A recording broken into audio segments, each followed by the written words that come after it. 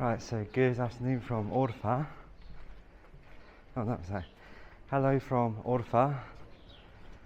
Another very old settlement in the southeast of Turkey, the birthplace famously of Abraham. So we're having a wander around the old streets. We're a bit lost, to be honest. See, everything's sort of quite narrow here, but we're going to go and try and find some mosaics. Just being pursued by a rather strange man, so we're hoping to get out of the mazy streets sometime soon. Looks like we've got Urfa Castle in front of us there, so that's a good sign that we are heading in the right direction. So this is one of the most ancient human settlements. Dates back to the 10th millennium BC. The Greeks have been here, the Romans, the Arabs. I forgot the Byzantines. The Byzantines were here before the Arabs, and of course now the Turks. So we think we found the mosaics inside of Turkey's equivalent of the Millennium Dome. We're in the Millennium Dome, and below us are some mosaics, pretty well preserved ones. So this has all been found in situ, so you can see here the wall of the villa in which they found these mosaic floors. So whilst many mosaics are often associated with kind of before Christ era, what's interesting about this one is that it's from the 6th century AD rather than BC, and it's got apparently a lot of kind of Christian symbology even. So the deer, the stag, the bird, the eagle, the man, oh yeah, there's the man. They are meant to symbolise, each one of them, the evangelists who wrote the gospel. And you can see down here that this is not Greek writing or Roman, it's Syriac, so the religious language of the Assyrian Christians. So yeah, just very interesting to see one that's AD rather than BC. So we've just stumbled upon some old Roman tombs, or necropolis, apparently it's called, the City of the Dead. So we're going to go inside and have a look. No bones as of yet, but yeah, that definitely looks like somebody used to be buried there and here.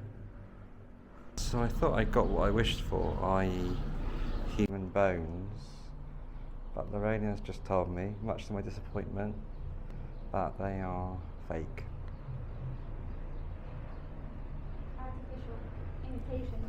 Imitation, like many things in Turkey. So we are in the Turkish food court, and you've got some food court staples here, like your McDonald's, something called Chicken World over there, and then it gets a bit more Turkish. So you've got pide here, which is like a kind of Turkish pizza, Popeyes, and there might be chicken, and then of course you've got your Burger King over there. Sandwiched in between it, no pun intended, the doner place, and actually then we get into kebab territory. So you've got, what's that over there, Bey doner, you've got Bursa Iskender kebab over there, and just in front of us, oh yeah, another Bursa kebab place there.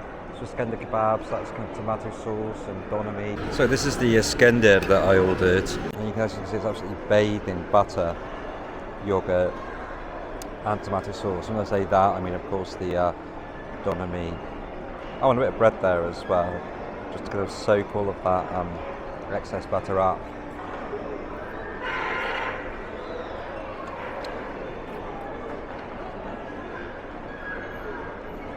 It's a heart attack in my mouth. Not sure how much of that I'm going to get through before I keel over.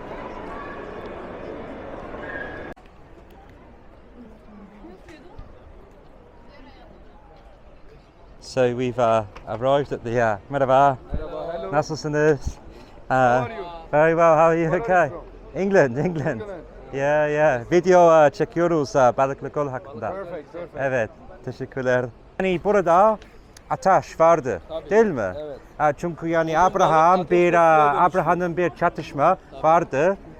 Bir kral ile Nemrut ve Nemrut bir ateş yaptı. Burada ateş yakmadı. Ateş, su, odun, balık. evet.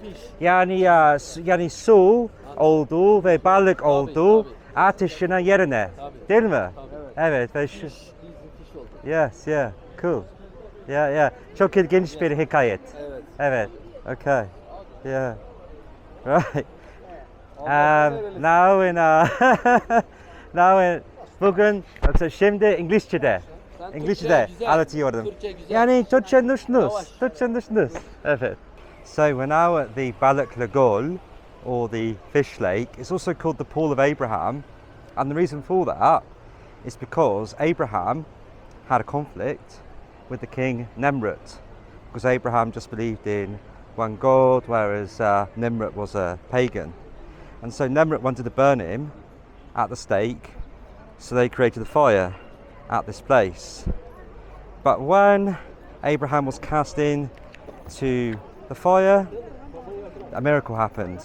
It turned into water, and the flames turned into these carp fish that we have here today, that have been here apparently since the 4th millennium.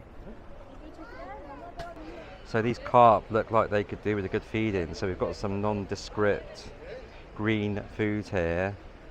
So live well and be fat, my pretties.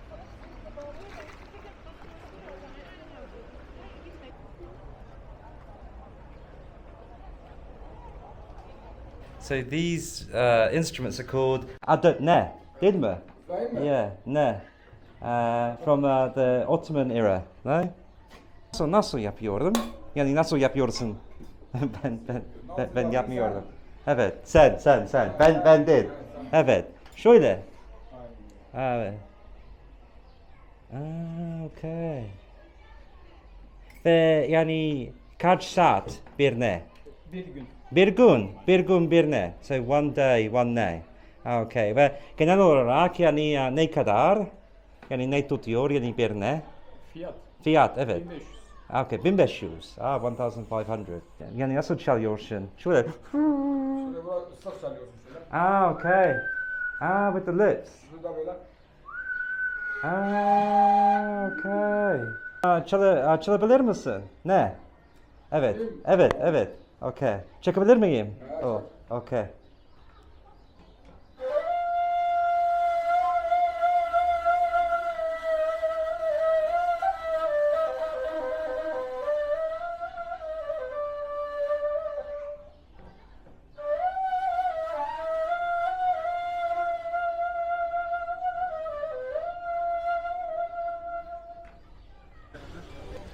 So we're just ending the day with a little chill by the fountain. I've got myself something different than my usual tea. It's called salep. I think it's a drink from the Ottoman era. It's hot, and it's absolutely steaming hot. It's quite like, yeah, see, it's quite thick to the touch. Let's give it a go. So the predominant flavour is cinnamon. It's like a kind of I would describe that as a wintry drink. It's almost like a very thin porridge. See, I'm not sure about having it in 30-degree heat, but yeah, I could definitely kind of put away a couple of those on a cold winter's night.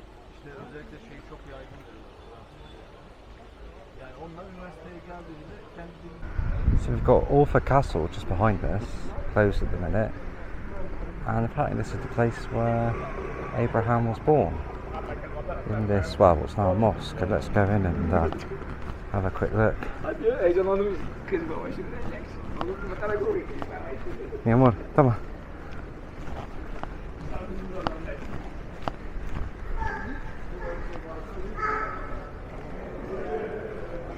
Okay. baby changing station.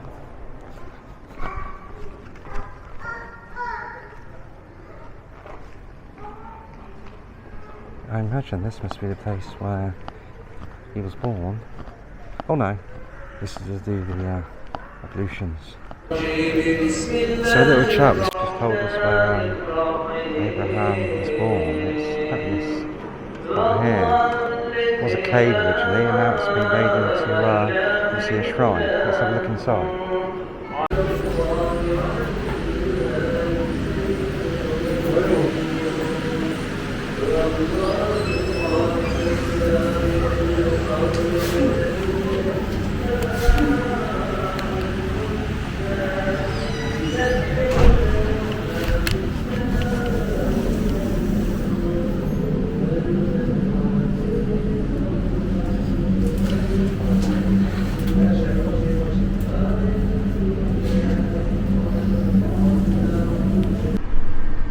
So we're on our way to potentially the oldest village ever excavated. It might be from the 8th millennium BC or the 9th, I just don't know. It's called Göbeklitepe. It's about 15 minutes outside of Şanlıurfa. So let's head there now and see if we can find out a bit more about the mysteries, secrets, enigmas of the past.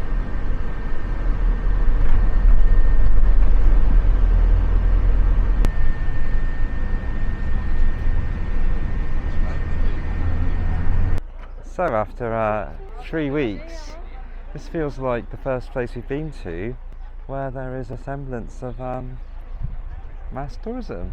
You've got the coaches, people piling off to go into the visitor centre that we'll be entering shortly as well. So let's see what we can find inside.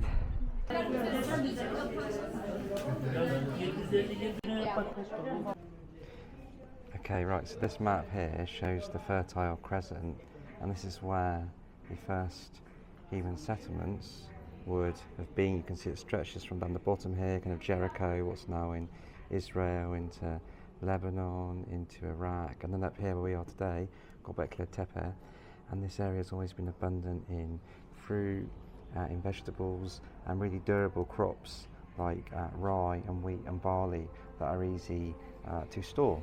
So it lended itself perfectly to the foundation of the first human villages. So it was a long and drawn out process of thousands of years domesticating wild plants such as wheat, and then shelling them, and then of course grinding them as well to make the bread. But that in turn is what permitted man and woman to live in the first human settlements that would have looked a bit like this. Of course, the invention of mudstone as well was very important in terms of making constructions.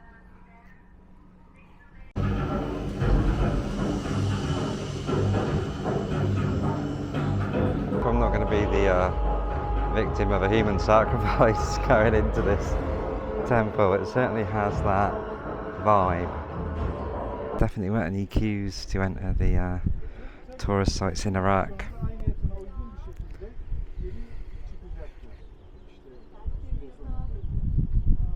So just in front of us here is the site itself. So let's have a peek. So why did they build a temple here? So two reasons apparently. The first, as you can see, we're on top of a hill, so you could see this place from absolutely miles around. We've just got winding valleys below. And the second reason is apparently the stone that was quarried to make this is particularly hard and can only be found in this area. So yeah, the perfect spot for a Neolithic temple. Right, so we're just about arrived at the site itself, so let's have a look.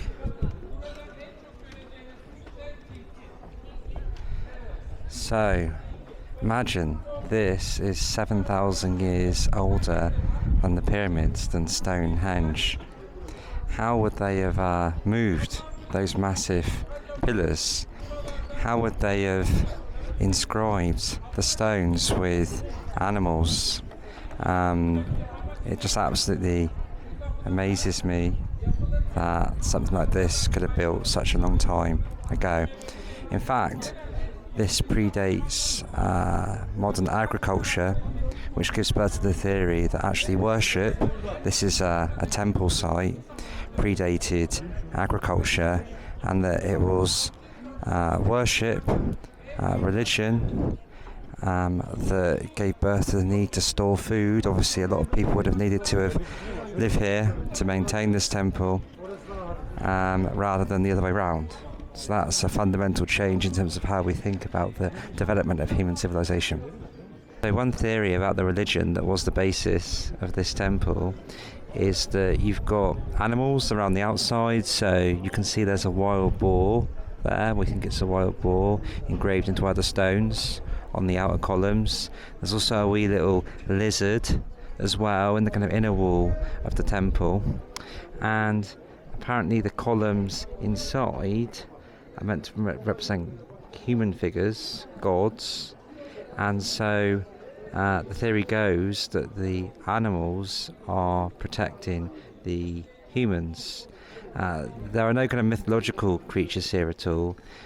These are all just, animals that people would have found in their daily lives. So more evidence that the two pillars are meant to depict humans. You can see that there is a hand about, I would say, 3/4 of the way down the pillar, and horizontally there is what's meant to be a belt as well. And that's also not on that first pillar there, but also on the second pillar too. And you can see on that one, the belt has actually got a design to it as well as there being a clearer figure of a dog, man's best friend, on the pillar too.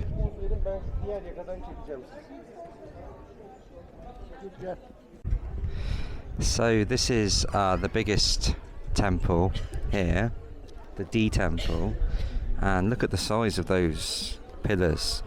Imagine people moving them 12,000 years ago. Again, the pillars are meant to represent godlike figures, and around them you can see, just down there below, you've got the animals protecting them. So what we've got down there looks like a scorpion type figure, a bird maybe, a crane I think that might be. So yeah, this is so impressive that they could have done this such a long time ago. So we've got another site here in front of us. As you can see, it's still being excavated. Apparently there's another temple underneath there. It makes you think what further secrets could be revealed here at Göbeklitepe.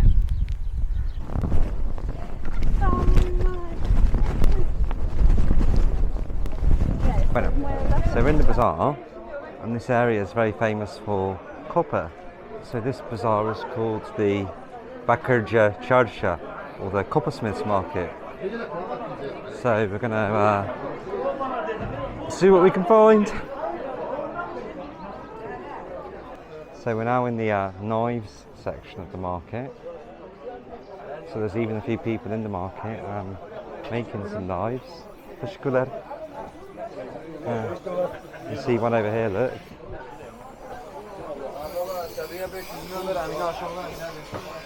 Oh look, over there we've got the gun section. I think they look real, Every market has obviously got good gold section, good spices section. So this is probably where all of the smuggled goods ends up, the tea and the cigarettes. Constructed in the 16th century. Dedim yani 13 milyar normal ödeyebilirim. Ama dedim benim Still no copper to be found. Orada. Orada. tekrar sağ yapın. Okay. Teşekkürler. So we've now entered the copper part of the market, and as you can hear, they're working the copper in here. What's this down here? Oh, he's making teapots. Right. So we're in the copper shop with Omar. Çok memnun oldum Omar. And you can see we've got here, this is bu çay için mi, değil mi? Çay için mi? This is for tea here. And this is for storing the tea. This is all made here. Her şey el yapılmış, değil mi? Evet. Bu kaçak. Kaçak. Smuggling. Yes. Oh, really? Ben sarmak. Okay. Ya. Okay. Sen yapıyor musun? Evet, evet. Çok teşekkür ederim. Okay.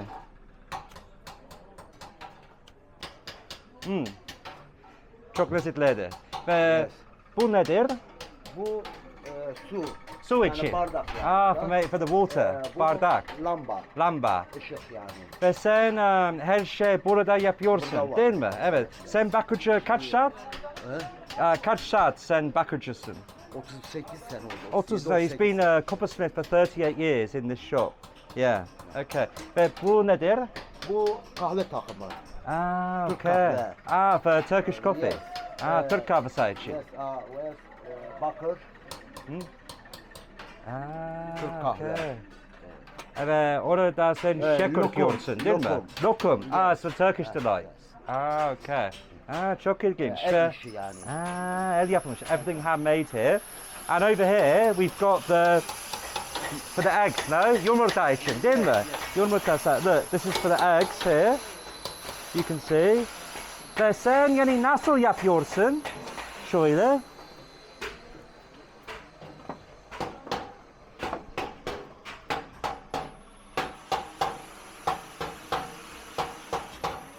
I'm going to show us how it's done.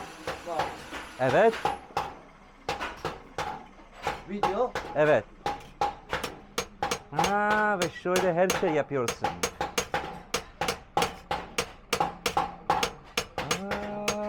Çok ilginç. İlginç. Evet.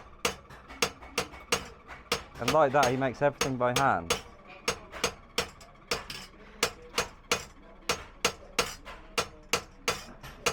Ve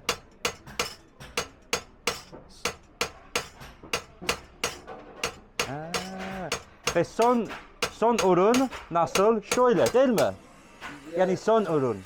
The final product is like that over there. ürün. Evet. Son durum. Ve sen nerede bakır alıyorsun sen? Bakır, Burada, Urfa'da. Yes. Antep. Antep. Yes. They buy the copper in Gaziantep. Fabrika. Okay. Bu Şöyle. They make the rim this way. Çok ilginç. Yani çok ağır bir iş, değil mi? yani Evet. It's a heavy job. zor yani. Evet. Ve kaç saat her gün çalışıyorsun sen? 8-9. 8. He works 8-9 hours a day. Yeter, And that's, right, and that's how you put that, see, it fits perfectly. bu şey, Ve bu çay için, değil mi?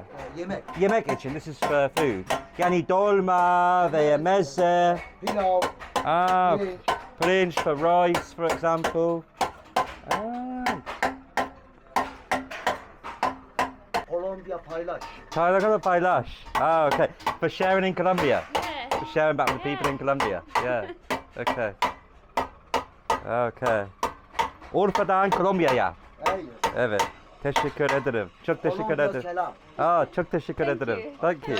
Muchas gracias. Gracias. Thank you. Thank you. It's cool. Thank you. Çok teşekkür ederiz Omar. Thank you. Evet. Her şey bize göstermek için çok memnun oldum. memnun oldum. Çok memnun oldum. Evet. Mira. Look.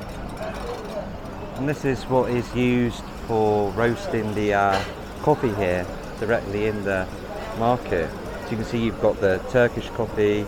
This says here bitter coffee. You've got the Menengiç coffees, the one made out of pistachios that we saw.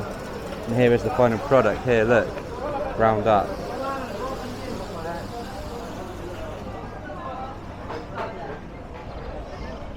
Buyurun. Merhaba efendim. Bu nedir? Meyan şerbeti, meyan kökü. Meyan şerbeti. Evet, meyan Ah, okay. Well, it's like a fruit juice. Kolanın özü. Bir tane ne kadar olurdu? 10 lira. 10 lira. Okay. Yani hangi meyve? Bu meyan.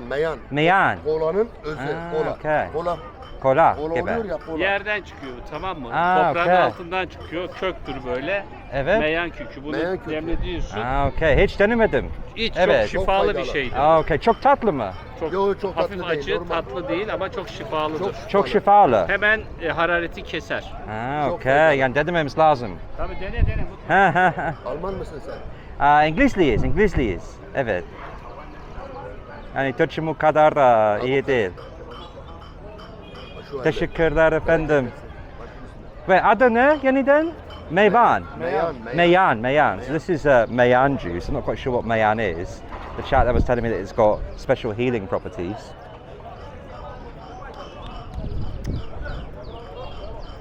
Yeah, it tasted a bit kind of fermented and bready. It's definitely, I thought it was going to be quite sweet. I'm not sure if I can stomach the rest of that, so let's walk away to a discreet place and throw it away.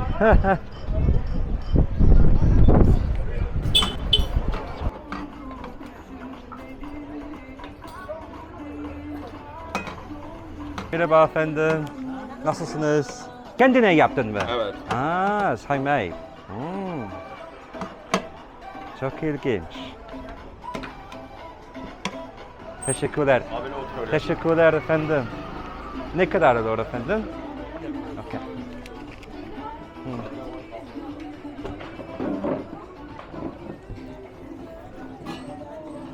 Right.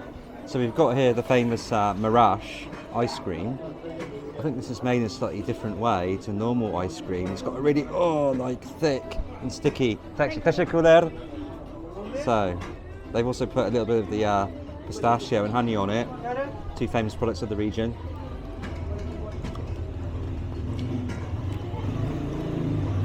Yeah, it's really nice. Oh yeah, especially on a hot day. I mean, it is definitely a different texture. It's more of a kind of gelato type texture, I would say, than the ice cream you find at home. But yeah, the honey as well. Because it's not that sweet, you know. It's more the kind of texture, but that honey and that pistachio is what gives it something a little extra. Ve şöyle yani videolar yapıyordum bizim seyahat hakkında. Bizim seyahatimiz hakkında. Görebilir misin? Çok güzel. Evet. Yani oye, ¿cómo se dice? Yani here we go. Baklava yani sen kendine bu baklava yaptın mı, değil mi? Evet. Evet, evde. We've got here the first baklava for our trip. Hem fıstıklı. Fıstıklı with pistachio. Evet. Evet. Tereyağı. Bala, teriyağlı with butter as well, so all the good things. Çok lezzetliydi. Çok lezzetli. Çok enfes. Ellerine sağlık efendim. It's very good. Very, I mean, you know, the stuff you get in the UK doesn't compare to this at all. Karı koca. Evet, karı hoca. Maşallah. Evet. 10 yıldan beri evlendik. Çocuk. Çocuk yok mu? İnşallah gelecekte. Geç kalma. Evet. Geç kalma ya. Evet. Yapın. Bir tane yapın. So we're travelling to Gaziantep, or Antep as the locals call it. I'm travelling under a pseudonym this time, called Champ. And how often do you get given free ice cream on a bus ride in the UK? Not very. I can tell you from past experience.